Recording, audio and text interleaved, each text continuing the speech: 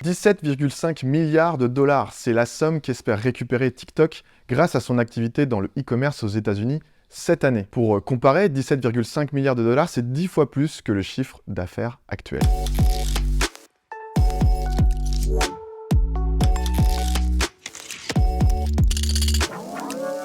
Bonjour à toutes et à tous, je suis Charles d'e-commerce Nation, très content de vous retrouver pour une nouvelle émission du journal du e-commerce. Je vous rappelle le concept du JDE, vous présenter les dernières actualités marquantes pour ne rien rater de ce qui se fait dans le e-commerce et dans le retail. Un grand merci à notre partenaire Spring GDS qui accompagne le développement de cette émission en sponsorisant ce concentré d'informations. Spring GDS, c'est la solution de livraison qui facilite vos envois à l'international. Je vous mets un lien en commentaire pour tout savoir sur Spring GDS et je vous donne rendez-vous à la fin de l'émission pour la rubrique consacrée à cette solution. Je vous propose d'attaquer dès maintenant pour explorer ensemble l'actualité.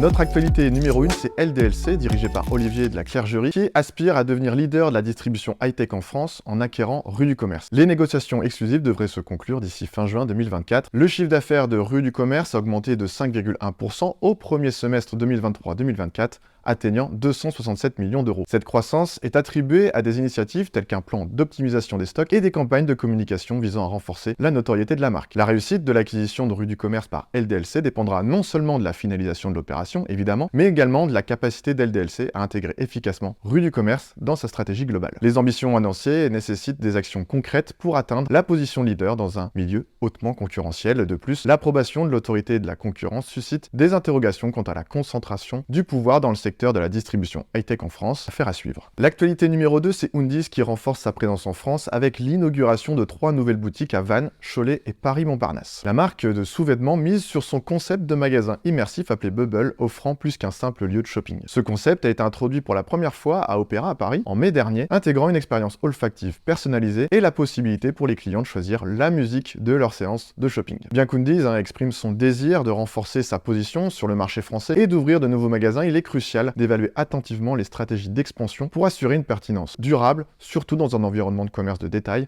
en constante évolution. De plus, la création d'expériences uniques nécessite une analyse approfondie de la demande du marché et de la concurrence pour garantir le succès et la fidélisation de la clientèle. Je vous encourage à me donner votre avis, d'ailleurs, suite à cette stratégie, dans la partie commentaires. Notre actualité numéro 3, je vous l'annonçais en introduction, c'est TikTok qui aspire à rivaliser avec Amazon et Temu aux États-Unis, visant un volume d'affaires de 17,5 milliards de dollars pour cette fin d'année 2024. Le TikTok Shop, similaire à Temu, propose principalement des produits chinois, mais les taux de commission croissants, 6% en avril, 8% en juillet, pourrait influencer la base de vendeurs. En revanche, Temu maintient une commission de 0,5%, offrant des prix bien plus compétitifs. L'atout de TikTok réside dans son algorithme intégré, simplifiant l'accès à sa marketplace. Toutefois, son succès dépendra de la capacité de TikTok à maintenir l'engagement des utilisateurs et à optimiser son algorithme. TikTok, bien qu'actuellement axé sur le commerce de produits physiques aux États-Unis, envisage une expansion en Europe, notamment au Royaume-Uni. Les résultats indiquent un besoin d'ajuster la stratégie pour s'adapter aux différents marchés européens. À ce jour, TikTok Shop a enregistré un total de 2 millions de transactions au Royaume-Uni, générant un chiffre d'affaires de 50 millions de livres sterling. Ces chiffres prometteurs soulignent également les défis auxquels TikTok est confronté dans un marché européen plus mature et diversifié. L'entreprise prévoit d'ajuster son approche marketing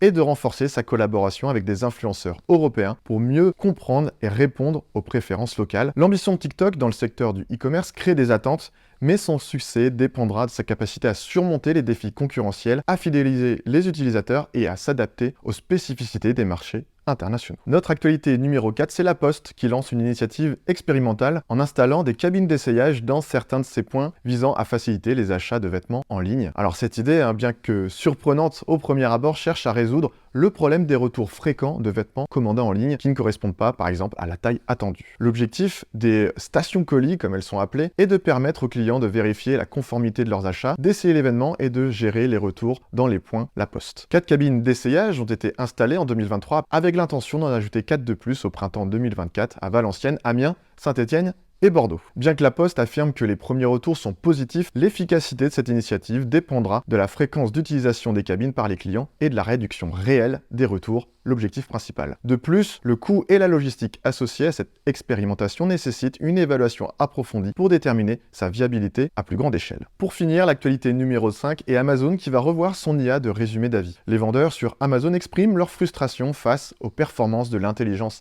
artificielle utilisée pour résumer des avis de consommateurs pendant la dernière période des fêtes. Malgré l'intention d'Amazon d'utiliser l'IA générative pour améliorer l'expérience utilisateur, une analyse de résumé généré révèle des incohérences. L'IA met parfois en avant des avis négatifs minoritaires, ce qui peut affecter la perception des produits, notamment lorsque des commentaires négatifs sont accentués dans les résumés, malgré leur faible représentation globale. Les vendeurs dénoncent le manque de transparence de la part d'Amazon sur le fonctionnement des algorithmes et la manière de remédier aux inexactitudes. Certains estiment que cette situation compromet évidemment leurs ventes. Cette situation souligne les défis liés à l'implémentation rapide de nouvelles technologies sans une compréhension approfondie de leur impact et sans une communication adéquate avec les utilisateurs et les vendeurs. Les imprécisions actuelles de l'IA sur Amazon soulignent la nécessité d'une approche collaborative dans le déploiement de telles technologies. Voilà pour ces 5 actualités e-commerce et retail. N'hésitez pas à me dire en commentaire celle qui vous a le plus marqué et à m'en partager d'autres pour les prochaines émissions. Fondé en 2020, le groupe unbonmaillot.com s'est rapidement imposé comme une référence dans le monde sportif en France et en Europe. L'entreprise est partenaire de 100 clubs professionnels et de 20 marques de sport. Son concept unique en France offre une expérience originale aux passionnés de sport. Comment ça marche? C'est tout simple. Rendez-vous sur unbonmaillot.com, choisissez votre taille et élargissez votre collection de maillots de manière inédite. Vous recevrez chez vous un coffret refermant un maillot mystère de football, rugby ou basket soigneusement sélectionné par les équipes d'unbonmaillot.com. Unbonmaillot.com en 2023, c'est tout de même 80 000 commandes, 70% de nouveaux clients chaque mois et plus de 100 000 maillots vendus dans 35 pays du monde, sur 5 continents. Vous pourriez y découvrir un maillot neuf et authentique d'un club ou d'une équipe nationale, un maillot porté et ou dédicacé par un joueur professionnel, en bref, tout ce qu'il faut pour les passionnés de sport. Pour plus d'informations, j'avais eu plaisir de réaliser un podcast avec Louis et Timothée, les 2 cofondateurs d'Un Bon Maillot. Je vous mets le lien en description pour en apprendre plus sur la stratégie de livraison.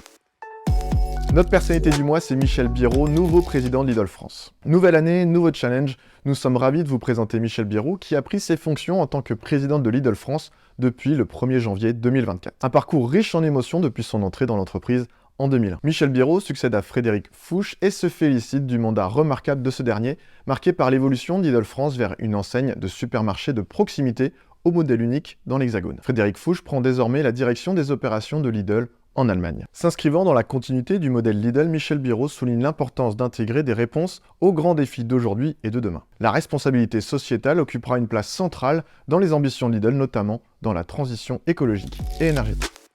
Le 19 mars prochain, ne manquez pas le rendez-vous phare de ce début d'année. Et oui, ECN Experience, notre journée de conférence en ligne, est de retour pour une nouvelle édition. Le programme arrive très bientôt, restez attentifs, mais nous pouvons déjà vous annoncer quelques noms tels que Floa, notre sponsor Spring GDS, évidemment Payplug, Challenge Engine ou encore Buybox, et bien d'autres. Tout au long de cette journée, nous parcourrons de nombreux sujets e-commerce comme le paiement, la logistique, les marketplaces, etc. Pour participer gratuitement, c'est tout simple, je vous mets le lien d'inscription dans le chat.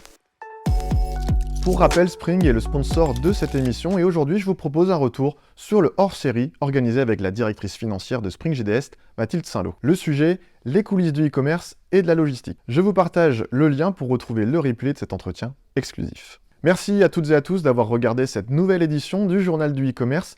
N'hésitez pas à me dire en commentaire l'actualité qui vous a le plus marqué. Vous pouvez aussi nous dire ce que vous avez pensé de cette vidéo. Nous sommes toujours preneurs de vos retours pour faire évoluer le format. Si vous avez des actualités intéressantes à nous partager, n'hésitez pas à les poster en commentaire de cette vidéo ou à prendre contact avec un membre de notre équipe. Je vous donne rendez-vous dès le mois prochain pour un nouvel épisode du Journal du e-commerce. À bientôt, salut!